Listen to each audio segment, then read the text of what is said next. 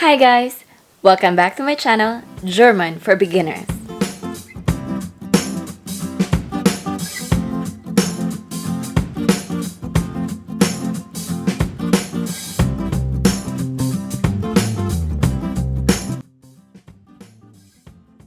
Hey!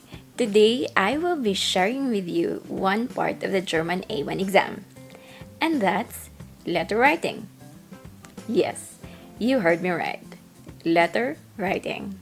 Letter writing nowadays are really very rare, but for the purposes of passing the A1 Deutsch exam, then you will have to know what are the parts of the letter and how are the addresses being arranged on the letter, the address of the sender and the recipient, and the kinds of salutation because we have different salutations being used.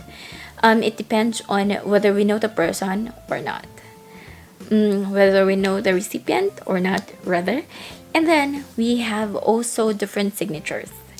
Okay, depending on what is our relationship with the person, whether we know them or not, again. So for today's video, I took out the examples of the body of the letter. So what I meant is I won't be showing you any sample body with sentences or anything. So I'm just gonna write there that this part is for the body of the letter, because in the exam you will be given different scenarios. Depending on the scenario, you will have to write the body of the letter from there. Okay, so sometimes you will be invited, or sometimes you're the one who's inviting, or you will have to inquire from someone who is renting something or selling something. So it's different. It's case to case basis. So it's easy to show you an example of the other parts, but on the body of the letter, maybe I will be tackling that on the upcoming videos, but not on this video. Okay, so without any further ado, let's begin. These are the parts of the letter. First is Namens des Absenders, oder the Absender, or name of the sender of the letter. Dann die Adresse in dieser Reihenfolge, the address in this order, die Straße, the street, die Hausnummer, the house number, die Postleitzahl, or the zip code, der Ort, or the place. Next is the details of the receiver of the letter. Namens des Empfängers, oder der Empfänger. And then die Adresse in dieser Reihenfolge, the address in this order again, die Straße, die Hausnummer, die Postleitzahl und der Ort. Next is der Ort und das Datum, place and date when the letter is written. Und dann der Betreff, die Anrede, der Text, der Gruß und die Unterschrift.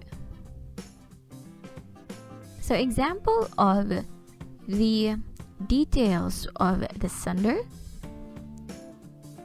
Anna Weber, Mainstraße 18, Postleitzahl 11234, and then der Ort ist Berlin. Details of the receiver of the letter, zum Beispiel Emma Meyer, die Straße, Bahnhofstraße, Hausnummer 4, Postleitzahl 67789, der Ort ist Bonn.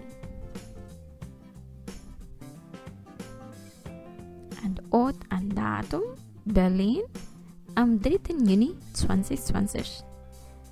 Betreff is the topic of the letter, so example could be Entschuldigung oder Einladung. Die Anrede, or the salutation, varies if you know the person or not, and if you are close to the person or not. So for example, if you are writing a letter to a friend, and if that friend is a woman, then you can say Liebe Emma. Oder if you are writing to a male friend, then you can say Lieber Peter. So it's different if it's a woman or a man. And if you are writing to both, then you can say Liebe Emma, liebe Peter. Now you always have to remember that when the receiver is not only one, and if there are two different genders, female comes first. So that's why it's always Liebe and then the name of the woman, and then Liebe and then name of the man. Or you can say Emma und Peter.